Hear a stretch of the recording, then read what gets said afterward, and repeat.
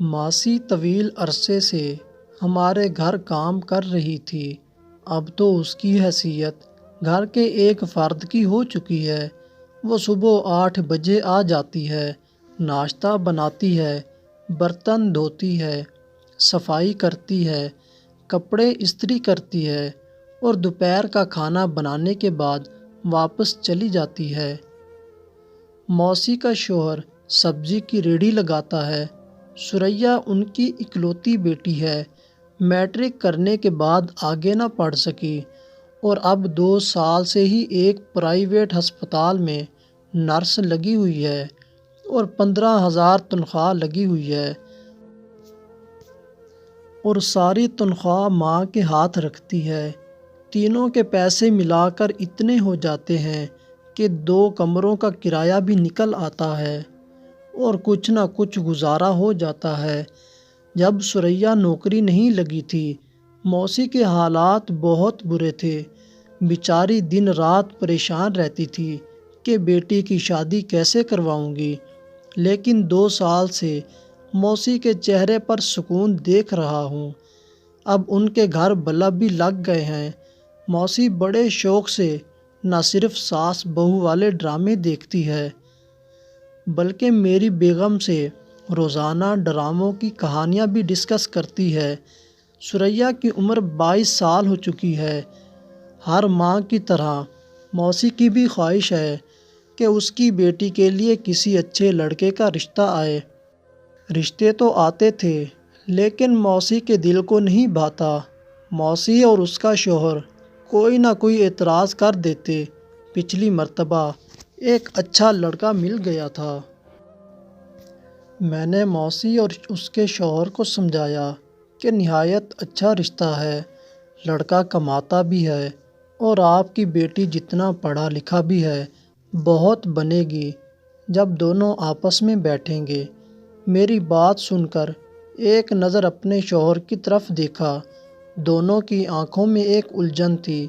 موسی کا شوہر بے بسی سے بولا، لڑکے کو کم از کم 12 جماعتیں تو پاس ہونا چاہیے، اور اس لڑکے کا رنگ تو پکا ہے۔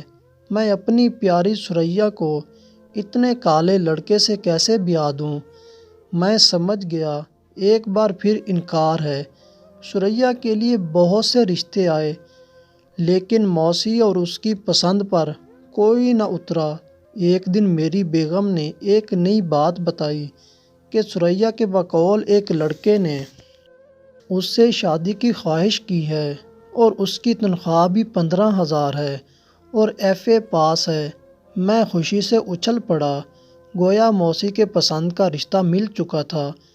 3 دن لڑکا اور اس کے والدین ثریا کے گھر موجود تھے۔ لڑکے والوں کو ثریا بہت پسند آئی اور وہ بضد تھے کہ کوئی چھوٹی موٹی رسم ادا کر دی جائے، لیکن موسی اور اس کے شوہر کے چہرے سے عجیب سی پریشانی عیاں تھی۔ انہوں نے سوچنے کے لیے کچھ وقت مانگا اور لڑکوں والوں کو رخصت کر دیا۔ مجھے غصہ آیا اور خود پر کنٹرول کرتے ہوئے پوچھا، اب کیا مسئلہ ہے؟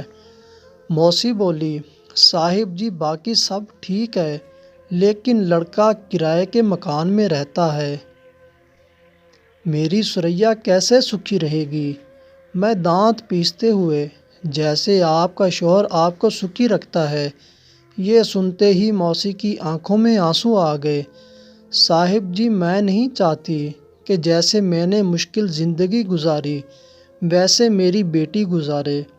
کچھ سمجھ نہیں آ رہا تھا کہ موسی اور اس کا شوہر کیا چاہتے ہیں۔ ایک دفعہ ایک ایسا رشتہ بھی آ گیا جس میں لڑکے کا اپنا گھر تھا، لیکن موسی نے اعتراض کر دیا کہ لڑکے کی عمر کچھ زیادہ لگتی ہے۔ ایک اور لڑکے کے بارے میں موسی کی شکایت کی گئی کہ اس کو اینک کیوں لگی ہوئی ہے۔ ثریا کی عمر گزرتی جا رہی تھی لیکن موسی ایک آئیڈیل داماد کی تلاش میں تھی۔ ایک دن مجھے شک سا گزرا۔ میں نے بیگم سے ڈسکس کیا اور میں نے ایک چھوٹا سا ڈرامہ کرنے کی ٹھانی۔ ایک دن موسی کو سامنے بٹھایا اور اپنے ایک دوست کی تصویر دکھا کر کہا، موسی یہ لڑکا کیسا ہے؟ ایم اے پاس ہے، ماں باپ فوت ہو چکے ہیں، ایک کنال کے گھر میں رہتا ہے اور 2 لاکھ روپے تنخواہ لیتا ہے اور گاڑی بھی رکھی ہوئی ہے۔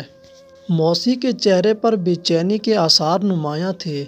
ہاتھوں کو مسلتے ہوئے بولی، صاحب جی اتنی امیر جگہ پر بیٹی کو بیاؤں گی تو جہیز کہاں سے لاؤں گی؟ میں نے جلدی سے کہا کہ جہیز کی فکر نہ کریں، لڑکے نے کوئی چیز لینے سے انکار کر دیا ہے۔ موسی پیشانی پر آئے پسینے کے قطروں کو اپنی میلی چادر سے صاف کیا اور کہنے لگی کہ ٹھیک ہے، میں کل ثریا کے ابا سے پوچھ کر بتاؤں گی۔ اگلی صبح جواب توقع کے عین مطابق آیا اور یہ جواز پیش کیا گیا ہے، اس کو اور بھی بڑی بڑی اچھی لڑکیاں مل سکتی ہیں، پھر یہ ہماری ثریا سے شادی پر رضامند کیوں ہے؟ ضرور کوئی عیب ہوگا۔ بیگم بھی الجھن کا شکار ہو گئی۔ کچھ سمجھ نہیں آتا کہ موسی اور اس کا شوہر کس قسم کا داماد چاہتے ہیں۔ اس سے پہلے کہ ہماری یہ پریشانی مزید بڑھتی، ایک دن ثریا نے ساری کہانی کھول دی اور اس کا پہلا جملہ ہی ایٹم بم تھا۔ سر جھکا کر بولی کہ سر میری شادی ہو چکی ہے۔ میں حیرت سے اچھل پڑا کہ یہ تم کیا کہہ رہی ہو؟ کب ہوئی اور کہاں ہوئی؟ اس کی آنکھوں میں کچھ ستارے سے جھلملائے اور کچھ دیر خاموش رہی اور گھبرائی ہوئی آواز میں بولی کہ میری جیسی اکثر غریب ملازمت پیشہ ور لڑکیوں کی یہی پرابلم ہے، مگر اس سے ان کے کئی 15,000 آنے بند ہو جائیں گے۔